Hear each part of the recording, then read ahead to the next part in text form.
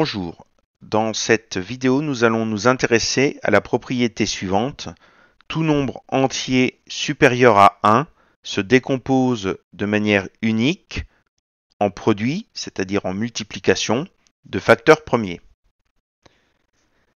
Nous allons donner une méthode permettant de déterminer cette décomposition. Alors j'avais précisé dans une précédente vidéo qu'il était bon de savoir retrouver rapidement au brouillon la liste de tous les nombres premiers compris entre 1 et 30. Donc on va les réécrire sur la partie droite de l'écran.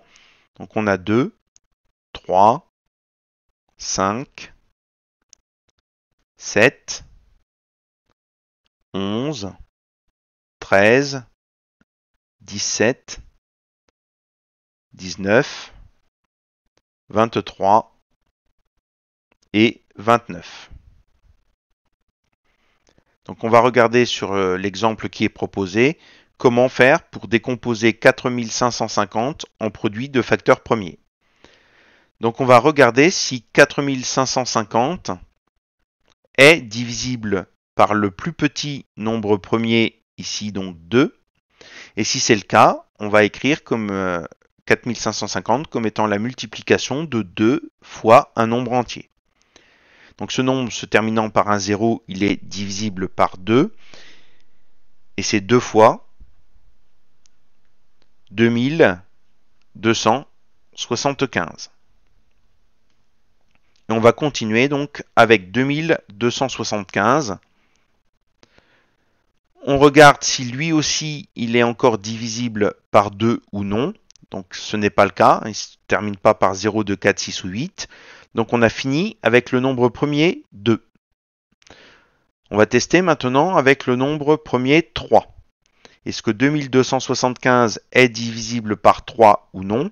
Donc je rappelle qu'on a un critère qui permet de savoir rapidement si un nombre est divisible par 3. On additionne les chiffres qui le composent et on regarde si le résultat obtenu est dans la table de 3 ou non.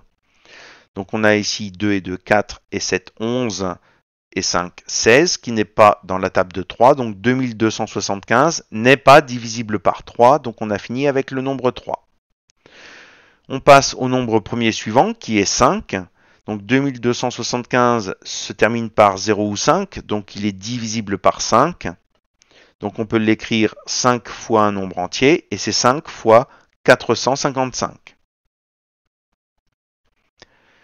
On continue donc maintenant avec 455 qui lui aussi est divisible par 5 et c'est 5 multiplié par 91.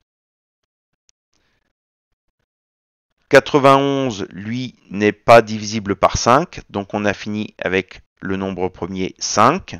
On teste avec 7. 91 est divisible par 7, et c'est 7 fois 13. Et là, la méthode s'arrête. Alors, pourquoi la méthode s'arrête? Elle s'arrête en fait dès que l'on a obtenu dans la multiplication ici deux nombres qui sont tous les deux des nombres premiers. Donc ici, on a 7 qui est un nombre premier et 13 qui est un nombre premier. Donc on s'arrête là. Regardons maintenant ce que l'on obtient si on remonte. Donc on va remonter ici dans les différentes égalités. C'est-à-dire que si je regarde la dernière ligne, 91, c'est 7 fois 13. Donc je peux remplacer dans la ligne précédente, je peux remplacer 91 par 7 fois 13.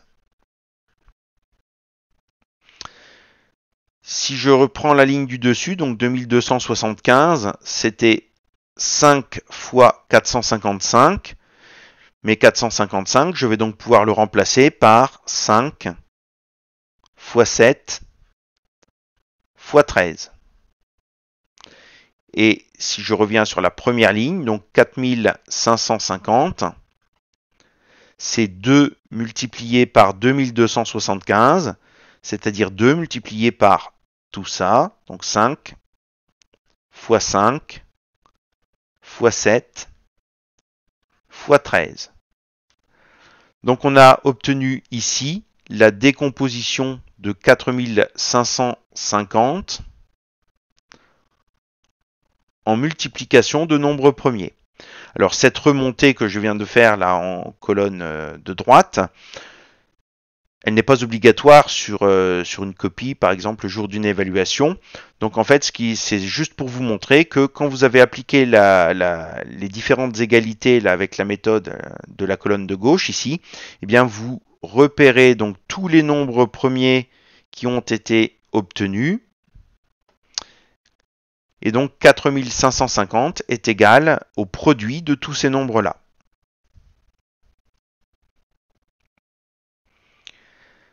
Donc lorsqu'on a un facteur premier qui se répète, ici on a le nombre 5 qui se répète, on peut également utiliser une puissance dans l'écriture, dans la décomposition en produit de facteur premier et écrire que 4550 est égal à 2 multiplié par 5 au carré, 5 fois 5, donc 5 au carré, multiplié par 7 et multiplié par 13. Alors les calculatrices donnent directement cette décomposition. Alors bien sûr, il faut écrire quand même le détail sur votre feuille. Il ne s'agit pas simplement d'utiliser la touche correspondante de la calculatrice pour avoir le résultat. Néanmoins, ça permet de vérifier si on ne s'est pas trompé. Alors sur les Casio, en fait, c'est la commande décomposition qui est écrite en orange ici au-dessus de la touche division euclidienne. Donc du coup, si on voulait obtenir la décomposition en produit de facteur premier de 4550, qui est notre exemple précédent, on taperait donc 4550, puis la touche d'exécution pour valider, et ensuite on ferait la touche seconde décomposition, et vous verrez à l'écran afficher directement notre résultat final. Sur les Texas Instruments, on tape 4550, on n'a même pas besoin de valider, on fait ensuite la touche seconde et décomposition qui est située ici, écrit en orange au-dessus de cette touche-là. Donc ça ne remplace pas le raisonnement évidemment qui doit être écrit sur la feuille, mais ça permet de contrôler les résultats obtenus.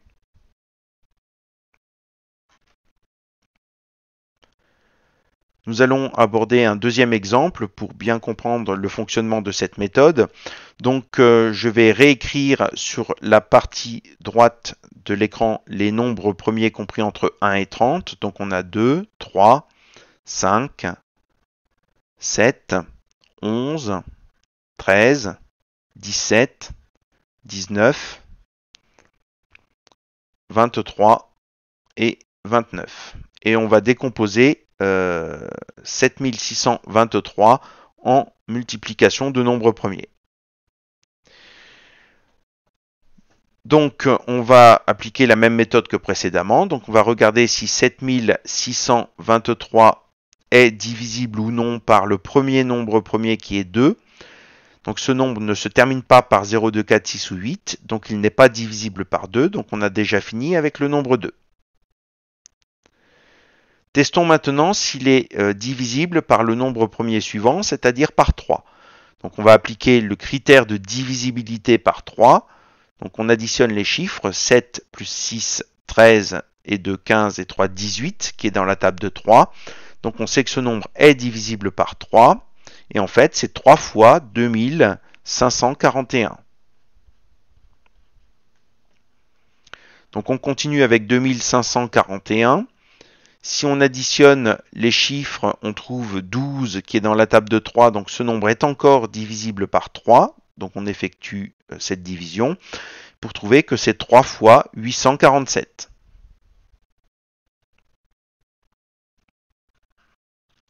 Quand on additionne les chiffres, on n'obtient pas un résultat qui est dans la table de 3, donc 847 n'est pas divisible par 3, donc on a fini avec 3. Il ne se termine pas par 0 ou 5, donc ce nombre n'est pas divisible par 5. Et quand on teste s'il est divisible par 7, donc on n'a pas de critère pour 7, donc on n'a pas d'autre possibilité que de tester à la calculatrice. Et on constate que 847, c'est 7 fois 121. 121, lui, n'est pas divisible par 7, donc on a fini avec 7. En revanche, il est divisible par 11, et c'est 11 fois 11. Et là, la méthode s'arrête puisqu'on a obtenu dans notre multiplication deux nombres qui sont des nombres premiers. Conclusion, la décomposition de 7623 en produit de facteurs premiers s'écrit donc on a 3 fois 3 fois 7 fois 11 fois 11. Et si on utilise les puissances, puisqu'on a ici des nombres qui se répètent, on peut donc écrire que c'est 3 au carré multiplié par 7 multiplié par 11 au carré. On peut vérifier ce résultat à l'aide de la touche de la calculatrice expliquée juste avant.